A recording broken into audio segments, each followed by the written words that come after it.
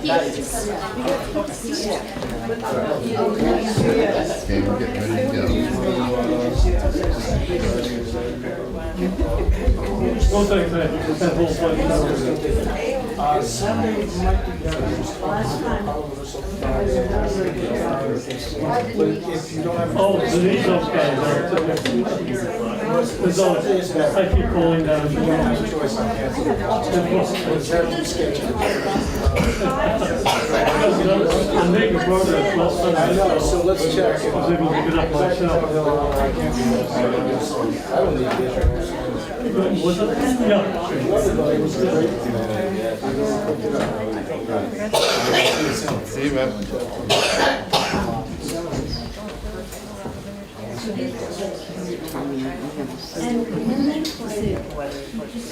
Turns red flag.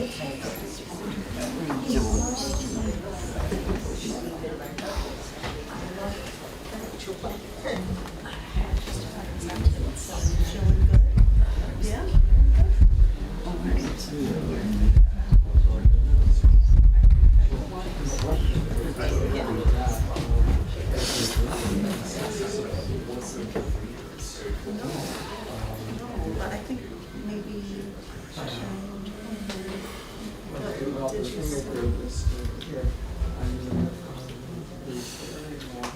Jamie, how are you? Not bad. Not good. No, I picked a good obscure one. Good. So, No, I got one even darker. oh dear. No, that's oh, I know. I always put the same coach like candy in front.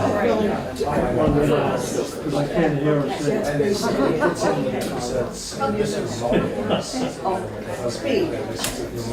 Do you have a preference in the order of the evening? no, I'm Are agreeable. you okay going first? Yeah, Yeah? It's a good looking one. As listed, is A-okay. I guess I say that's great. What's that? No thanks. All right.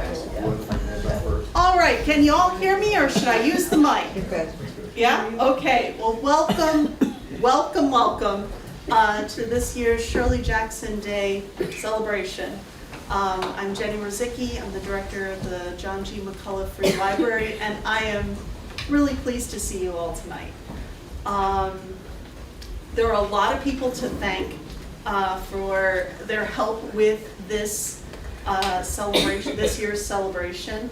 Let's see, going down from, no particular order, folks, this is just the list. Many thanks to Phil at the bookshop in the back. Wendy over at Moonstones, that's just up the street, for providing the refreshments this evening. Rhonda for curating the show, and so, okay. Let's see, who else is here? All of our readers this evening, Barry for providing music a little earlier. So thank you to Jay and Barry and Jamie and Brett and Kirsten. So welcome, welcome, welcome. And it feels like I'm forgetting somebody, and our friends at Cat TV. So thank you so much. A little bit of housekeeping. Restroom is at the back, immediately to your right. Exits are on either side here. And I just have a few announcements about other upcoming events with and at the library. One, Townwide Tag Sale Day. That's Bennington, North Bennington, and surrounding areas. We've had some other folks in there too. So you can register your sale at the library until July 13th. Townwide Tag Sale Day is Saturday, the 27th from 9 to 3. So for free promotion for your tag sale, stop by the library or go to our website to register your sale. It'll be in the banner. You'll get a free garage sale sign. Come on over. In the Laura Novak Memorial Meeting Room, we'll have an art gallery opening with illustrator Michelle Marie, and her work is so sweet and so touching, and I hope you love it. So there's an opening on Thursday, July 11th, over at the library on the second floor in our new meeting space. So please come on over and check it out. We're going to be doing movie nights on the lawn with the Park McCullough House. The first one, I'm really looking forward to it. It's Fisherman's Friends. It's a movie about a great time. So that's the 19th of July at 7. The next movie night on the lawn is The Bookshop, and that's on Friday, August 16th. That's Battle Day. The day is, most of y'all might have the day off, and come on over, enjoy a movie. And we'll be doing Jumping Worms, why they are, what they are, and why we should care. And that's Thursday, August 8th at 6:30 p.m. That should be right here. If you'd like a flyer with the ongoing and upcoming events, it's in the back. If you'd like a free library account, come see me. I'll get you all registered. And yeah, without any further ado, that was a whole bunch of ado. So without any more, I'm going to pass it on off to Brett from the board of the Shirley Jackson Awards, and he'll be introducing this evening's readers. So welcome, welcome, welcome.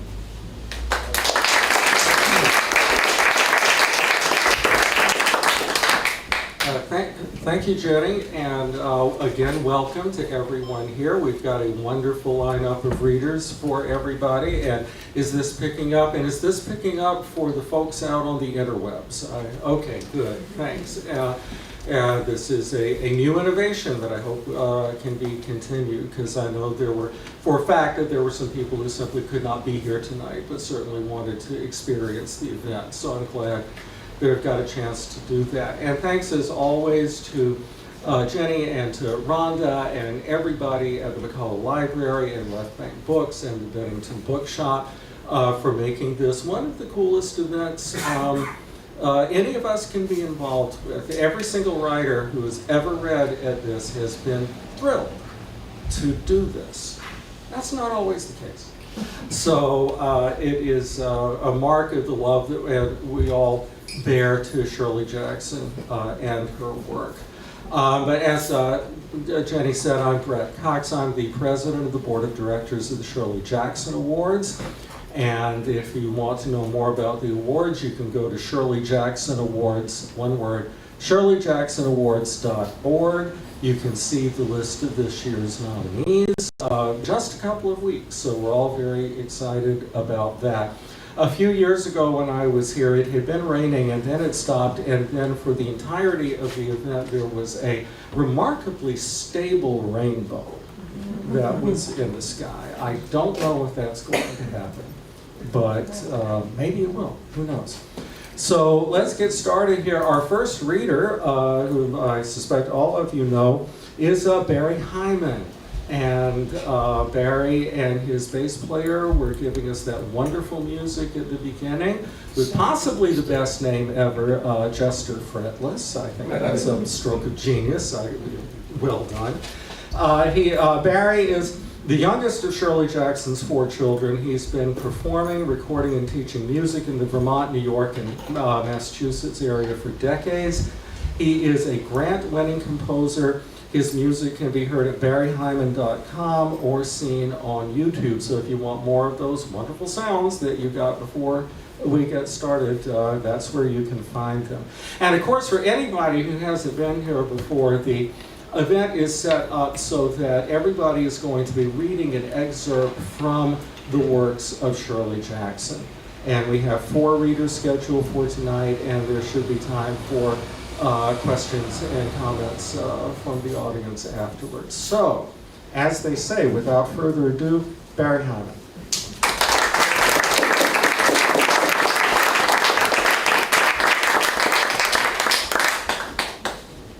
So already I've got to top jumping worms and persistent rainbows. Huh? I'll turn up the volume. How's that?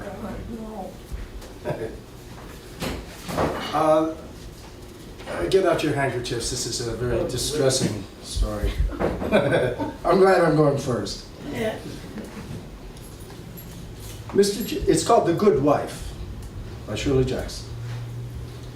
Mr. James Benjamin poured a second cup of coffee for himself, sighed, and reached across the table for the cream.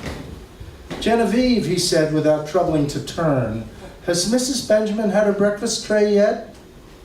She's still asleep, Mr. Benjamin. I went up 10 minutes ago. Poor thing, said Mr. Benjamin, and helped himself to toast. He sighed again, discarded the newspaper as unworthy of notice, and was pleased to find that Genevieve was bringing in the mail. Any letters for me, he asked, more to contribute to some human communication and desire, even so low a one as desiring the mail, than to secure information that he might very well have in a minute. Anything for me? Genevieve was too well bred to turn over the letters, but she said, "It's all here, Mr. Benjamin," as though he might have suspected her of abstracting vital letters about business, perhaps, or from women. There were, of course, it was the 3rd of the month, bills from various department stores, the latest of them dated on the 10th of the previous month, when Mrs. Benjamin had first taken to her room. They were trifling, and Mr. Benjamin set them aside along with the circulars that advertised underwear and dishes and cosmetics and furniture. It would amuse Mrs. Benjamin to look those over later. There was a bank statement, and Mr. Benjamin threw it irritably away toward the coffee pot to be looked over later. There were 3 personal letters, one to himself from a friend in Italy, praising the weather there at the moment. "Dear, just a hurried line to let you know that we're leaving on the 10th. I still hope you might come with us, and of course until the minute we leave for the boat, we'll be waiting for word for you. You won't even need a trunk. We're planning to do all out shopping in Paris, of course, anyway. And of course you wouldn't need much for the boat. But do as you please. You know how we both counted on you coming, and cannot understand your changing your mind at the last minute. But of course if James says so, I suppose you have no choice. Anyway, if there's any chance of you and James both joining us later, do let me know. I'll send you our address. Meanwhile, take care of yourself, and remember we're always thinking of you. Love, Mother." Mr. Benjamin set this letter aside to be answered and opened the other letter addressed to his wife. It was, he assumed, from an old school friend, because he did not know the name, and it read, "Helen, darling, just saw your name in the paper being married, and how marvelous. Do we know the lucky man? Anyway, we always said you'd be the first married, and now here you are, the last. At least Smitty hasn't married yet, but we never counted her. Anyway, Doug and I are just dying to see you, and now that we're in touch again, I'll be waiting for word from you about when you and your new hubby love and congratulations, Joni." This letter advertisements super. Thanks, Genevieve. Is Mrs. Benjamin awake? "I just took up her tray, Mr. Benjamin," Genevieve said. "Right," said Mr. Benjamin. "I'll be leaving for the office on the 11:15 train. Genevieve, I'll drive myself to the station and I'll be back about 7. You and Mrs. Carter will take care of Mrs. Benjamin while I'm gone." "Of course, Mr. Benjamin." "Good." With his little collection of papers, Mr. Benjamin turned resolutely towards the stairs, leaving behind him the breakfast dishes and the coffee pot and Genevieve's incurious eyes. His wife's room was at the head of the stairs, a heavy oak desk knob beside the doorway, and Mr. Benjamin sighed a 3rd time as he lifted it down and weighed it for a minute in his hand. When he fitted the key to the lock on the door, he heard the first split second of stunned silence within, and then the rattle of dishes as his wife set aside her breakfast tray and waited for the door to open. Sighing, Mr. Benjamin turned the key and opened the door.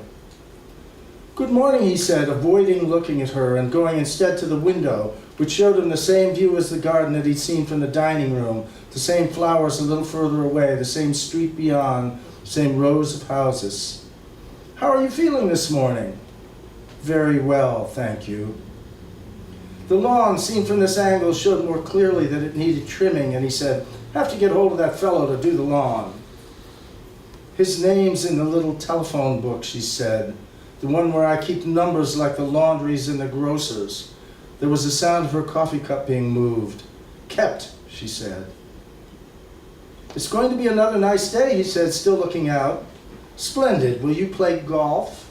You know I don't play golf on Mondays, he said, turning to her in surprise. Once he had looked at her, even without intending to, he found it not difficult. She was always the same these mornings now. And it came as more of a shock to him daily to realize that although throughout the rest of the house she existed as a presence made up of half of recollection and half of intention, here in her room she was the same as always and not influential at all.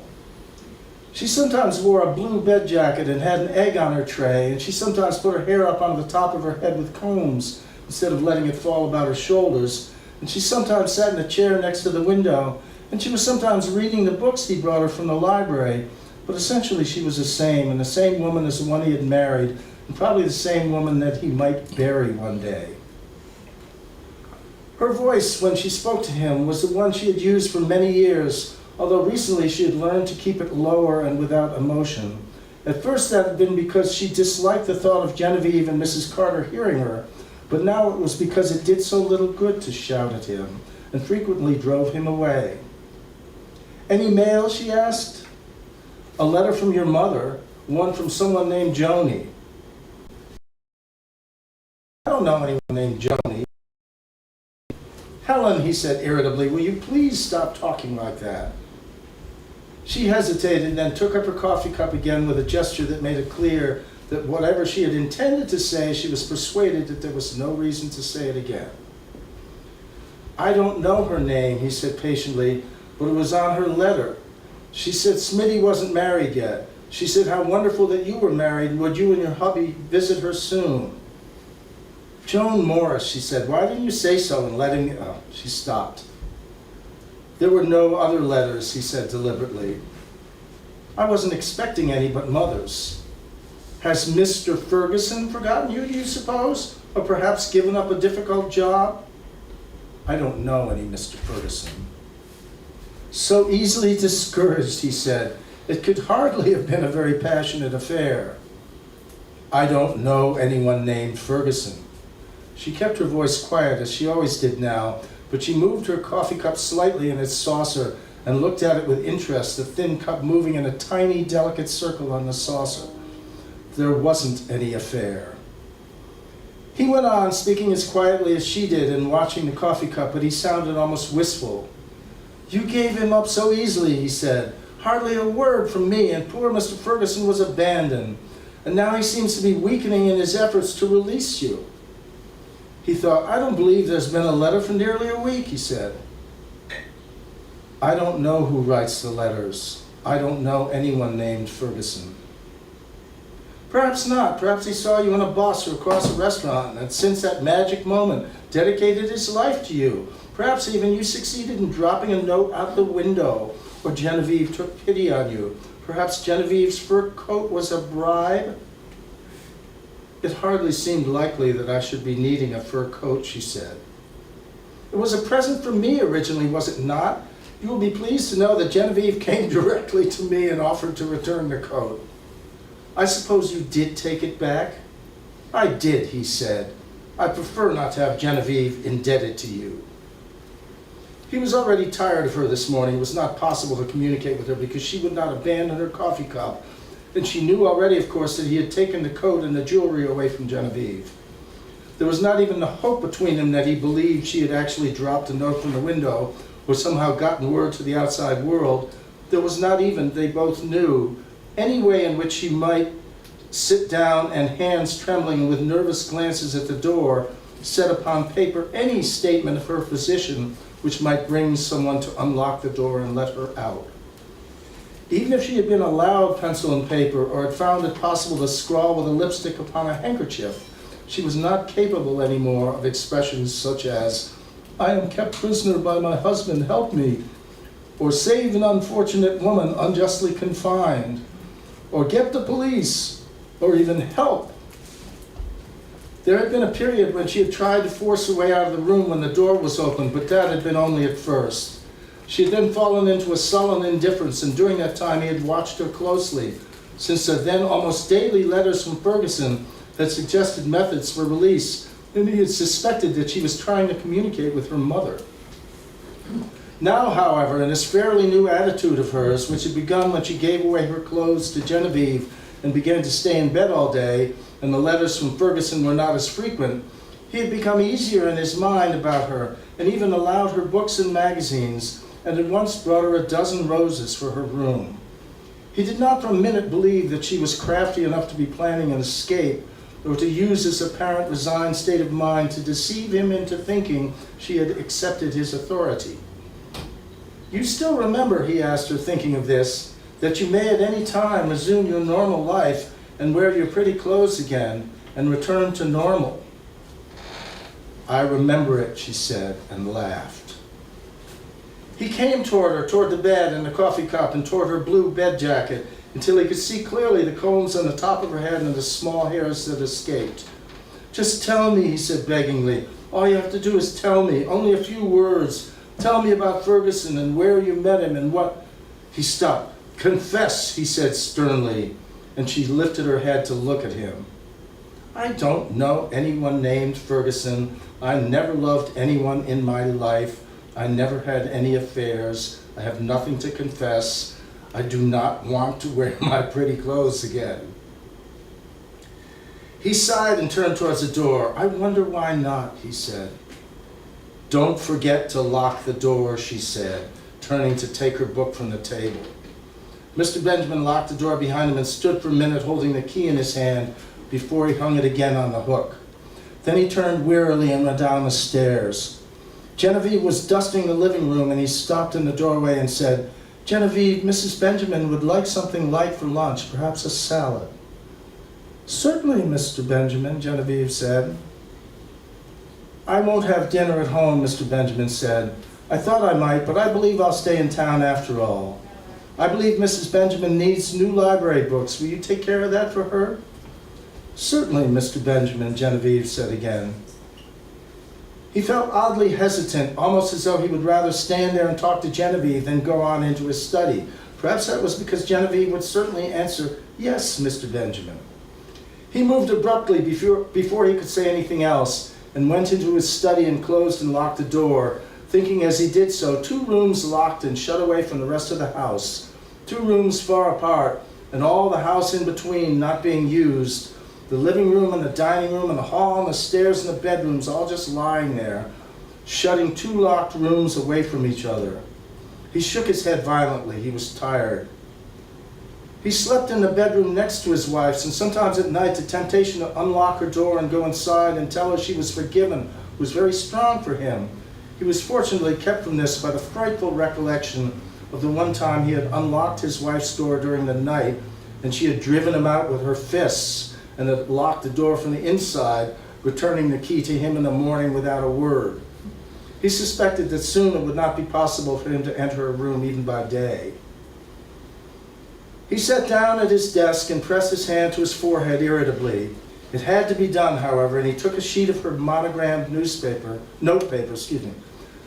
He took a sheet of her monogrammed notepaper and opened his fountain pen. "Dearest Mommy," he wrote, "my mean old finger is still too painful to write with. James says he thinks I may have sprained it, but I think he's just tired of taking dictation from me, as if he had ever done anything else anyway. We're both just sick that we can't join you in Paris after all, but I really think we're wiser not to. After all, we only came back from our honeymoon in July, and James just has to spend some time at his old office. He says maybe this winter we can fly down to South America for a couple of weeks and not let anyone know when we're going or when we're coming back or anything. Anyway, have a lovely time in Paris and buy lots of lovely clothes, and don't forget to write me."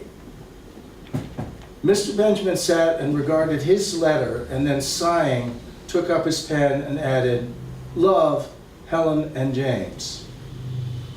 He sealed and addressed the letter, and then, sitting quietly at his desk with his hands folded in front of him, he spent a moment thinking.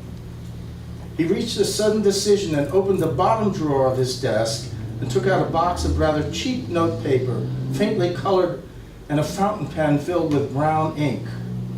With a sober air which made his gestures somehow ominous, "Times at the library, and I think she'll help us if she's sure she won't get..."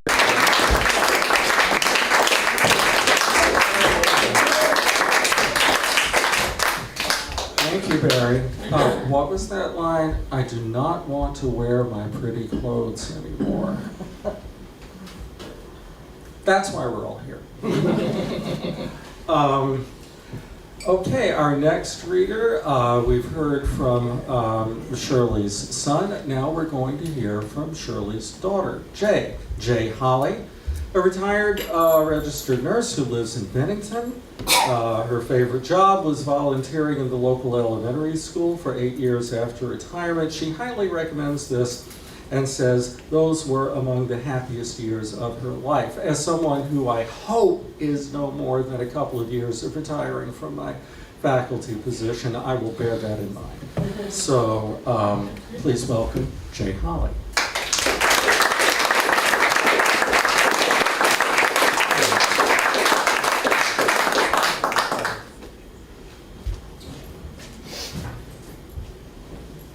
I'm sorry, since I started using the cane, I've forgotten how to walk, oddly enough.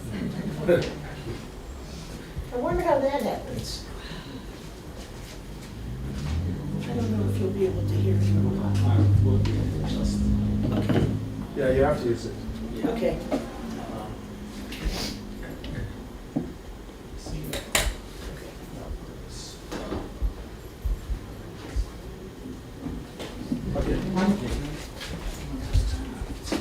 This is the deal.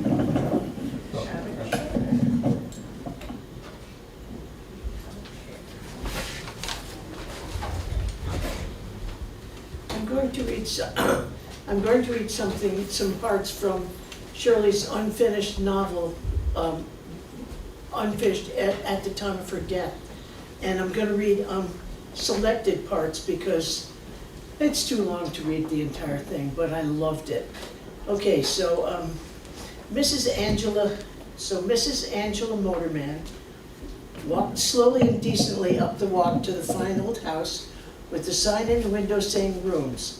She was carrying her suitcase and her pocketbook and her fur coat and fur stole, and she stopped for a minute to look the house over very carefully. A lady cannot be too wary of the company she may find herself in among. A lady chooses her place of residence with caution. As she set her foot on the steps, she put her shoulders back and took a deep breath.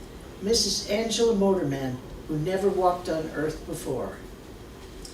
I must say, she had the good sense to offer me a cup of tea right away when she found out I was a friend of her sister's. And in case you were wondering about me having lunch on the train and coffee and a donut in the station, and now a cup of tea and cookies, let me just remark that I have plenty of room to put it all in. Sorry. And what do you do, Mrs. Motorman? She asked me. I dabble in the supernatural. Mrs. Fawn, we both had. She wanted to know. Doing well, I said. Of course, she has her troubles like the rest of us. I had taken to the house right away. I liked most. This was a solid house, a devil to clean, but prepared for a guest. I am an excellent cook. The tea was served in the kitchen. As soon as I said I was a friend of her sister's, she said quite rightly, I was just having a cup of tea. Come on in the kitchen. When I tried to say it for the first time, I was not actually certain how it was going to sound, because no one had ever said it before in the history of this earth. And I thought to myself, I'm giving birth. I'm Mrs. Angela Motorman, I said. I'm Mrs. Fawn, she said right back. I'm just having a cup of tea. I thought that Mrs. Fawn and I were going to be all right together. I didn't know yet whether she had a silly laugh or went on tapping her fingers on the table, but I liked her kitchen, which had no gadgets, and I liked her stove, which was still warm from making sugar cookies, and I liked her jaw. I'm not saying I want a room, and I'm not saying I don't, I told her, but if I did, what would you have to show me? I'm not saying I have a room, and I'm not saying I was going to be all right with Mrs. Fawn. I liked her jaw, and I liked her stove, and I liked her house, and if she wanted to have a little crippled kid, I was certainly not going to stand in her way. It's hard to be a woman alone, I said. And what do you do, Mrs. Motorman? I dabble in the supernatural. My niece had this meningitis, she said, as though I had asked some sort of question. Let me fill your cup. She had this meningitis and it got to her heart. They knew it was going to, of course, but they never told her. She had it for years before she found out it got to her heart. My uncle fell under a truck, I said. I wondered if I should tell her about my great aunt. I'm sorry about your uncle, she said. Do you want a room or not? I do. And what do you do, Mrs. Motorman? I dabble in the supernatural. Traffic with spirits, seances, messages, psychiatric advice, that kind of thing. I never had one of those before, Mrs. Fawn said. I'm not saying I haven't had all kinds. You rent out rooms, it's sometimes a surprise what you get. I never lived in a room before. You won't find it terribly difficult, she said, not smiling. All you have to do is cook. I'm not spread any contagious diseases, although the room I plan to show you has a private bath. Linen provided, we do the heavy cleaning, and anything you raise by way of spirits, you have to put back yourself. Oh, I liked Mrs. Fawn. She turned her head suddenly and then she stood up and went over to the back door of the kitchen, the door leading outside, and opened it. A little early today, she said, and must have run all the way, which was clearly some kind of joke because there was laughter. I helped myself to another cookie, and then Mrs. Fawn came back pushing her wheelchair. There was a ramp built outside the door so she could push it right inside without difficulty. This is my son Tom, Mrs. Fawn said. Tom, this is Mrs. Motorman. Once again, it sounded all right. I was going to learn to answer to it. Hi, the boy said in the wheelchair. He seemed to be about 12 years old, although it's hard to tell with the boy sitting down. Any cookies left? Oh, I got my share, I said. Someday, if you want me to, I'll make you my special chocolate cake. It's got 5 layers. Okay, he said, and then he laughed. Motorman's a just made it up, I told him. You just home from school? I like school, he said, but they're always surprised I'm not smarter because I don't play baseball and stuff. They always think I'm going to be smarter than anyone else, and I'm not. Maybe if you practice, I said. Oh, one kid pushes me down the street every morning, and another kid pushes me back home in the afternoon. They do all the pushing, and all I do is ride both ways, and it's great. But I'm not as smart as they think I ought to be. You're smart enough for your own good, Mrs. Fawn said. She brought him a glass of milk and pushed the plate of cookies a little closer to him. I'll go check on your room, she said. I'm pretty smart, he said to me anxiously. I'm not stupid, of course. I'm pretty smart, but I never got pushed back and forth to school. Well, I'm planning to be a scholar, and I better get started pretty soon. You know any Spanish? No. I want to learn Spanish and French and Italian and Russian, and then Latin and Greek and be a scholar. So far I only know a little Spanish, but I'm lazy. One of these days I might push you to the movies, I said. I would like that, he said. Perhaps a movie in Spanish or French to improve my accent. We each had another cookie. Then he said, what do you study, Mrs. Motorman? I was married to a painter. Was he any good? No, he was lousy. Is he dead? Yes. How long do you think I ought to go on studying Spanish before I start French? They're both good languages. If you're so lazy, why not give up the whole thing? Well, he said, thinking, I suppose it's because they all keep wanting for me to be so smart. I wouldn't play baseball if I could. You can really hurt yourself playing those games. But I don't mind being a scholar. Look, I said, I'm not used to talking to kids. Oh, that's all right, he said. I don't know why you can't just sit around and read books. Mrs. Fawn came back and said, drink your milk, and then your room is ready. She touched the boy on the head, and he said, hey, Mrs. Motorman and I are going to the movies someday. And Mrs. Fawn looked at me for a minute and then said, I think you're going to like the room. I said, I'm skipping over her description of the room because I don't. Anyway, I set an armchair next to the window of my room, and I was pleased to find that I did indeed look out over the trees and onto the spot on the street where I had stood not long ago, wondering over a name. It's all right, Angela, I said very softly. out the window. It's all right. You made it. You came in and it's all right. You got here after all. And outside the dim, nameless creature named yourself Mrs. Angela Motorman and came steadily to the door. That was it.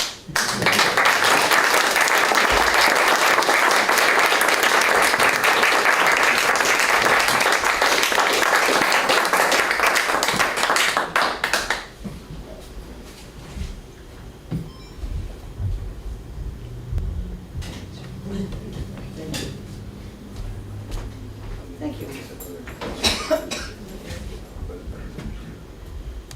Okay, Yes, it's just getting my right foot started. those damn music stands. Well, that too.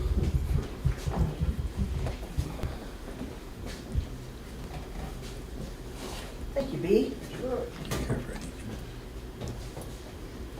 I got a good book you can read. So,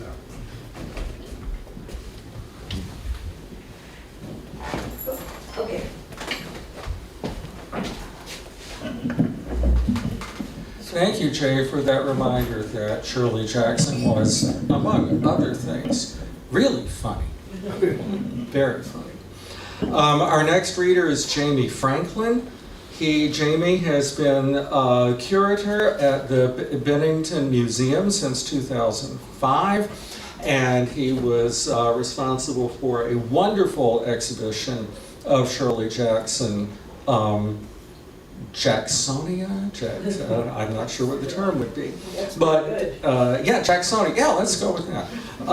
The Shirley Jackson's eldest son, Lawrence Hyman, recently gifted a collection of Jackson's writings, including inscribed presentation copies of her first editions, typescript manuscripts of short stories, novels, and essays, letters to her agents, and personal effects relating to her writing career to the Bennington Museum. And Jamie's included some of these materials in recent shows, including Haunted Vermont, Bennington Modernism, Images and Metaphors, and will be featuring Jackson's work in the upcoming exhibition, Green Mountain Magic, Uncanny Realism in Vermont. And I went to the Haunted Vermont exhibit, and it was just wonderful. And if you do work with literature, either as a writer, a creative writer, or as a scholar, or if, as I do, you do both, just that list of words there, presentation copies of first edition, typescript manuscripts or short stories, letters to her agents, personal effects, you're like, yeah, gimme. So it was a wonderful exhibit, and thank you for that, Jamie. And he will be reading from yet another wonderful Shirley Jackson work. So, Jamie Franklin.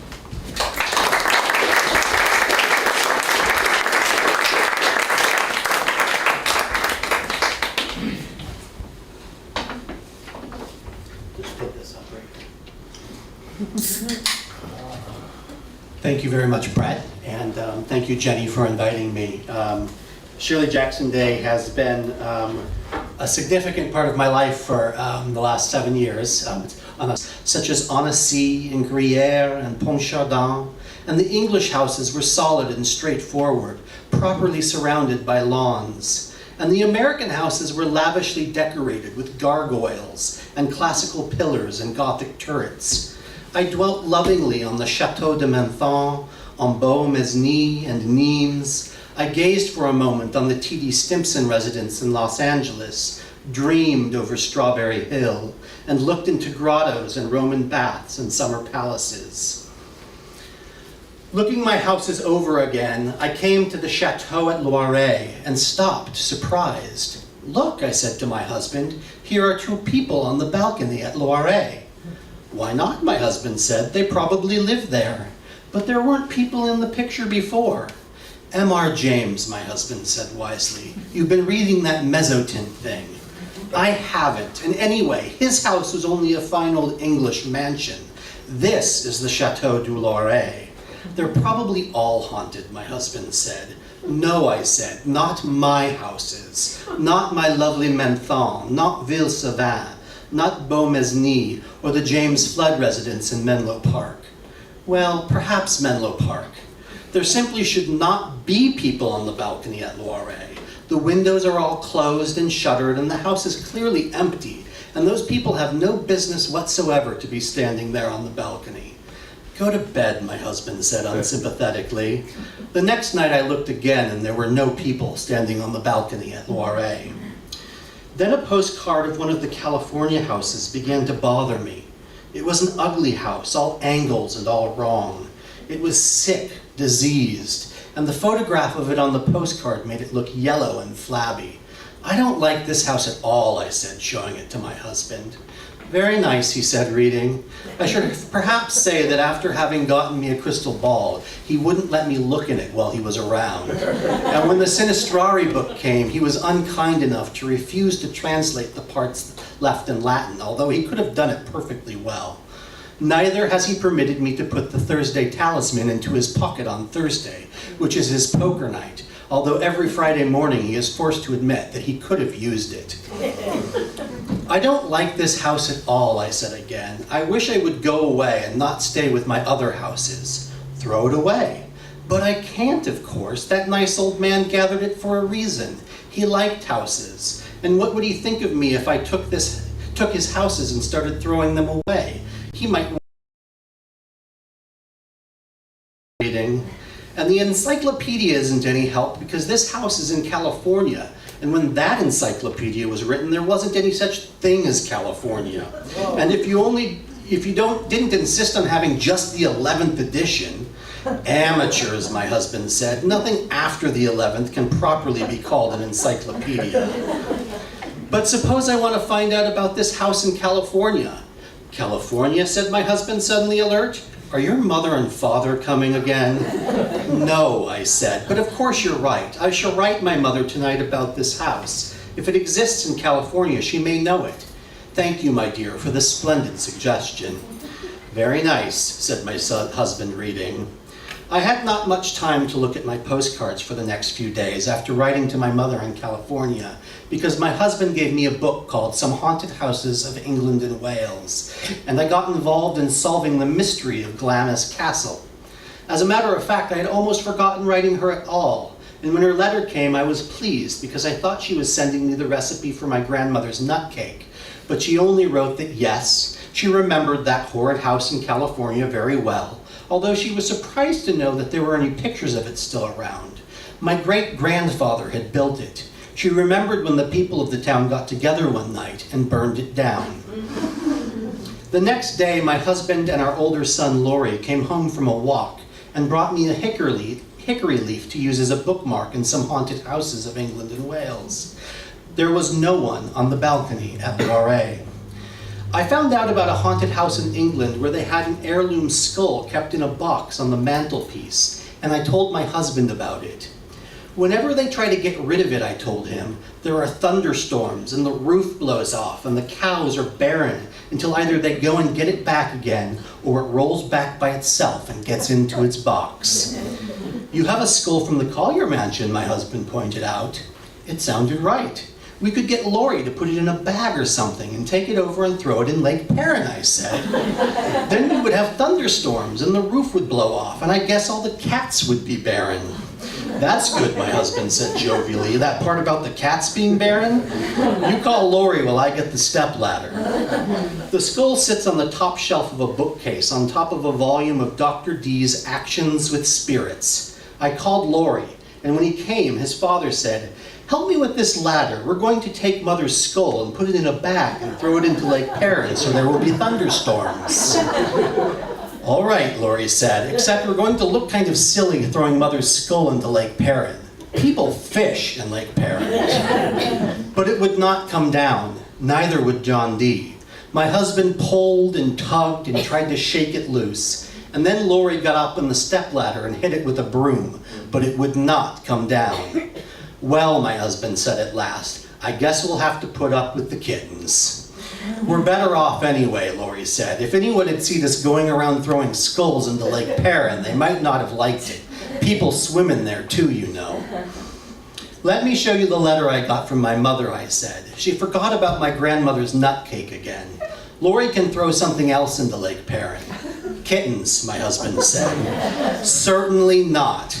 Laurie, look and see if there are any people on the balcony at Loire. Laurie looked. "Yeah, there's a couple of people," he said. I raced to his side, and indeed, the same two people were standing on the balcony. I began to wish that my English colleague had chosen his postcards a little more carefully. For a long time, I watched for the people to return to the balcony at Loire, but no one appeared. A nun kept looking out the window of Balachin House, and that crazy buttress on the Priory, where Charlie Bravo died, came loose at one end and was just hanging there. And when I used a magnifying glass, I could see Mrs. Cox looking out from the upper window. And once, she waved. I didn't like having Miss Cox wave at me. For one thing, the last person I seem to remember Mrs. Cox waving at was murder victim Charlie Bravo in 1876. I had a postcard of Borley Rectory and another picture of Borley Rectory and some haunted houses of England and Wales. And the picture in the book was all right, but on the postcard, a dining room window kept coming open, and all the careful bricking over they had done was wasted because I could see clearly into the dining room. And what they must have thought in there, with me looking into the dining room through a magnifying glass, I can't imagine. There was something gibbering on one of the battlements in Menthon, and over at Chateau de Kergry, the stones from that round tower at the end kept falling and falling. "I wish that skull would come down," my husband said several times. "I don't like having it stuck up there." "That skull was the first present you ever gave me that didn't have bookworms," I said. "I just wish it would come unstuck," he said. I was afraid that with the postcards going on the way they were and the skull stuck up on top of John D., we might have some kind of trouble, even a poltergeist manifestation. But all that happened at first was that Laurie's goldfish died, and that could have been because there was too much chlorine in the water. I have never liked the theory that poltergeists only come into houses where there are children, because I think it is simply too much for any one house to have poltergeists and children. So one morning when everyone was out and the cellar door began to bang itself open and shut regularly, I was so angry that I looked up an incantation from the demon Vapula, who appears in the form of a lion with griffin's wings and drives away evil spirits. And I typed up the incantation, the one beginning "Cara cerno sito sirna," and stuck it into the cellar door with a piece of Scotch tape. And then I nailed the door shut and it stopped banging back and forth. I had to get out another incantation, the one for the demon Andrealphus, and when the sugar bowl got itself hurling back and forth across the kitchen, and I typed that one up and taped it to the sugar bowl, and then later another one on the toaster which kept popping by itself. And when the children came home from school for lunch that day, they went around the kitchen reading the incantations out loud and giggling. During lunch, a crashing started upstairs, and I sent Laurie up to see if we needed another incantation. But it was only my cat, Kuili, trying to get into the back copies of the New Statesman and Nation, which she likes to tear up and eat. She was pounding with her head against the screen I used to cover them. My husband had a present for me when he came home, one that had come in the mail from Sotheby's. It was a two-handed Japanese ceremonial sword. One of the dogs came home with a bone he had dug up somewhere, and when I looked at the bone closely, I saw that it had teeth. "I am going to put my houses away," I said to my husband. "I can't get my housework done."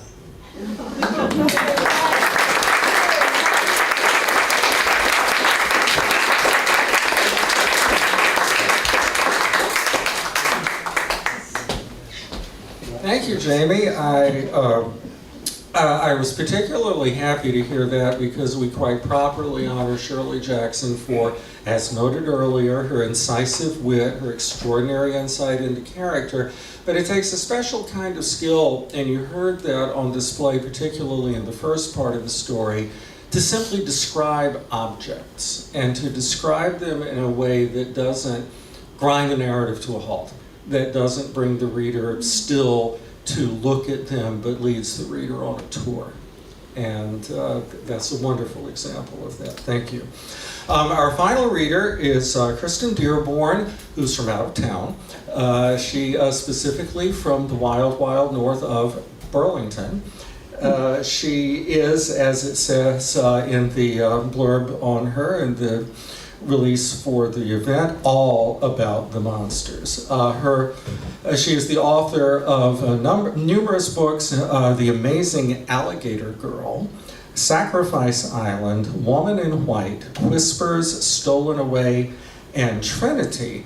as well as numerous short stories and novellas. And her newest book that is hot off the press, I'm informed, is called Faith of Dawn, just out from the venerable and venerated Cemetery Dance Press, one of the premier imprints for classic and contemporary horror fiction. So do check that out.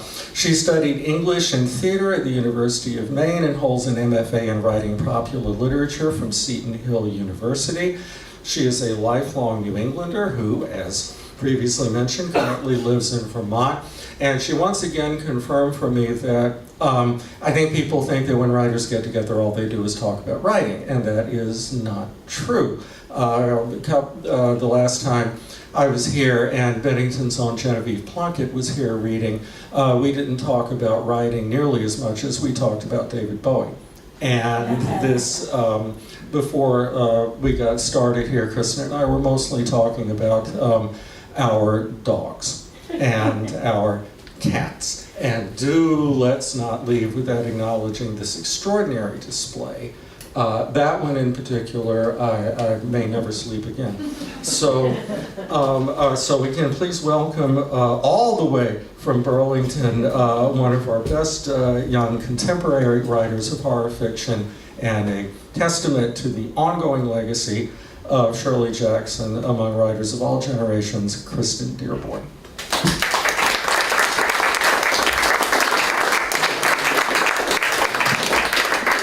Down a little bit. Thank you so much for having me. I was pretty delighted to be invited to come and read for you all today. In 2022, I was invited to contribute a novella to an anthology that Cemetery Dance was putting together. They did one novella from each of the New England states. I was given Vermont. My assignment was Vermont horror, and I could go with that and do whatever I wanted. My research led me to the Bennington Triangle, and I quickly learned that Shirley Jackson had also been inspired by the Bennington Triangle. And in 1946, there was a Bennington College student who put on her red jacket, went for a hike on the Long Trail, was never ever seen again. There were several other disappearances in this area around that time, but that was the one that stuck with Shirley and inspired her second novel, Hangs a Man. The back cover copy, I'm going to be reading from that tonight.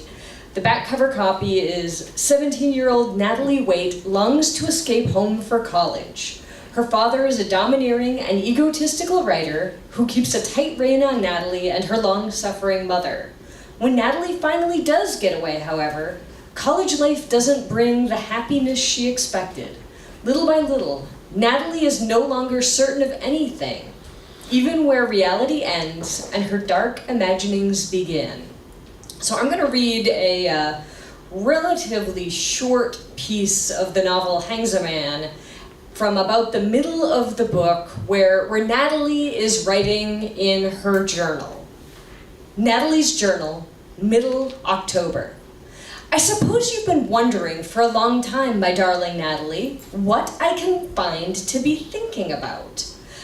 I suppose you have even noticed Natalie seems so strange lately. She seems so withdrawn and distant and quiet. I wonder if Natalie is coming along all right, or if there's something troubling her. Perhaps you've been thinking, dearest, that Natalie had something she wanted to say to you. Perhaps you thought, Natalie is frightened, and perhaps she even thinks sometimes about a certain long ago bad thing that she promised me never to think about again. Well, that's why I'm writing this now. I could tell, my darling, that you were worried about me. I could feel you being apprehensive, and I knew what you were always thinking about was you and me. And I even knew that you thought that I was worried about that terrible thing, but of course, I promise you this, I really do. I don't think about it at all, ever, because both of us know that it never happened, did it? And it was some horrible dream that caught up with us both. We don't have to worry about things like that. You remember, we decided we don't have to worry. No, what I've been thinking about is something entirely different. I have been thinking, and this is very hard to say, so be patient with me, about the beautiful, wonderful, exciting things that are happening. That doesn't quite describe it. Look, let me say it like this. When I came here to college, I was all alone, and that bad thing had just happened, and I had no friends, and no one to think about, and I was always frightened. Now, all of a sudden, I find that I am walking around in a world very full of other people, and because they are all frightened too, I can afford to be frightened. And then once I know I am frightened, then I can go ahead and forget about it and start looking around at other things. And of course, now I know that it isn't important about other people, and that only the people who don't dare be all alone need friends. I don't suppose I will need any friends or anything for the rest of my life, now that I am not frightened. But of course I think sometimes, thank heaven no one will ever read this but you and me, my dear, about being in love, which is something I hardly expect ever to happen to me, but I think I have just a slight idea from the way I feel about other things, what it would be like. I think, for instance, that no one can really love a person who is not superior in every way. Oh my. For instance, I know from how I feel about people who are superior to me in some things, just exactly how I would feel about someone who is superior to me in everything, which of course would be the only kind of person that I could really love. I wanted to tell my father about this, and I wanted to tell Arthur too, but of course it isn't really possible to go up to some man and say that you could never really love any person who was not superior to you in everything and let them see clearly that they are not that. I wish I knew why I were so excited all the time. I keep thinking something is going to happen. I keep thinking I am right on the point of telling someone all about myself. I wonder what I would say to a psychoanalyst. I wonder where people find words for all of the funny things inside their heads. I keep turning around in circles and finding how well things fit together, but nothing's ever complete. I think if I could tell someone everything, every single thing inside my head, then I would be gone and not existing anymore. And I would sink away into that lovely nothing space where you don't have to worry anymore and no one ever hears you or cares, and you can say anything, but of course you wouldn't be anymore at all, and you couldn't really do anything, so it wouldn't matter what you did. Of course I realized that the first thing to do, if you wanted someone to tell you everything, would be to make your minds go along together, so that if, for instance, a psychoanalyst wanted me to tell him everything in my head, he would have to be very close to me so that our minds were running exactly together, coinciding, and what I told him would not be told really, but only an echo of the way both of our minds were going and would sort of cancel out. And there, you see, is what I mean by superior. Because after all this, he would have to have enough left over, so after he had taken all my mind, he could keep on thinking by himself after I was nothing. But of course I don't believe anybody really exists like that. And all these people like Elizabeth who talk about going to a psychoanalyst don't want this at all. Or perhaps their minds are so little and move on such a small amount of energy or space that a psychoanalyst could just use a little bit of himself to capture them and have plenty of mind left over, so as not to be absorbed in them at all particularly. And that, I suppose, is why these people find it so easy to get along with the idea of having their minds taken away from them, because their minds were never very useful to them in the first place. Although I don't have to worry about being modest here, it is certainly not necessary to point out to you that Elizabeth is not as wise as I am. I want somebody who will fight about it too. Suppose there is a person somewhere very near me right now who is thinking about me and who watches me and knows everything I think about and who is just waiting for me to recognize.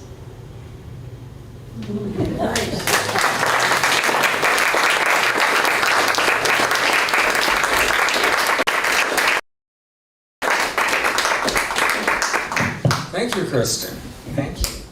We, I believe, have time if anybody has any questions or comments for any of our readers, questions about their readings, why they chose what they did, more thoughts about Shirley Jackson.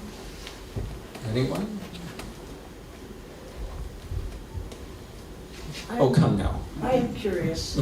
Yes. When you said that you may never sleep again after you saw that picture, wait, was it the flirtatious cat? It's that great honking big cat right there. Yeah, okay. That one. No, that's a great picture. That's just a wonderful picture. I just hope that my cat never looks like that. And I hope yours doesn't either.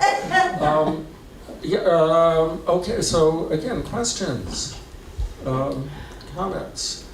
You're all, perhaps Shirley's work just speaks for itself. That's entirely possible. Yeah, oh, here, yay, we don't have to sit through questions.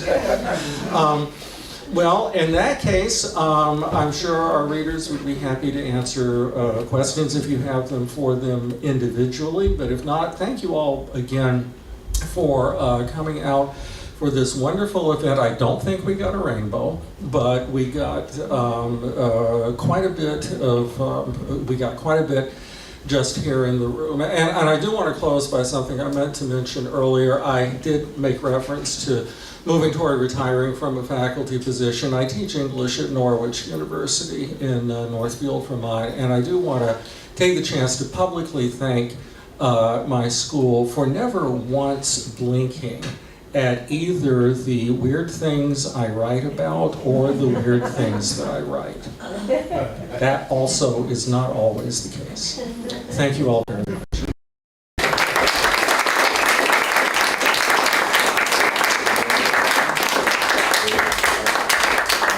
All right, folks, thanks for being here. Please help yourself to refreshments in the back. Take some home. Help yourself, please, and socialize. I'm not on a schedule here, so it's good to see you all. Thank you.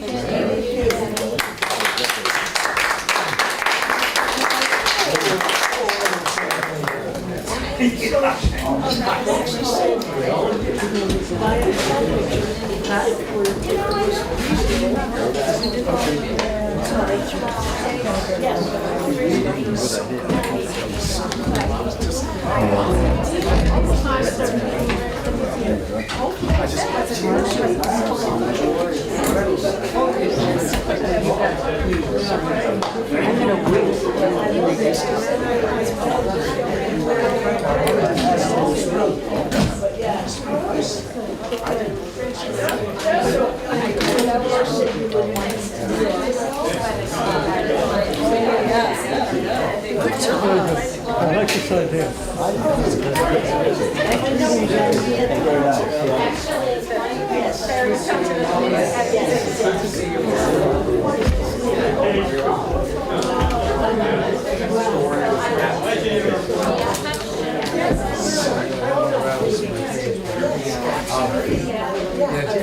Jamie might be laughing at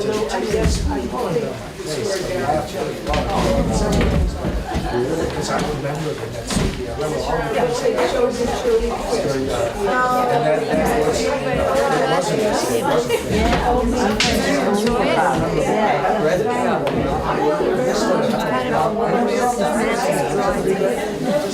and Nancy Brunei. Oh, I didn't know that. it's funny, it's No, I haven't seen her. Well, I'm sitting here because I got that. I'm gonna wait until I have room to get out. I got that. So I'm gonna. No, I'm glad you told me that.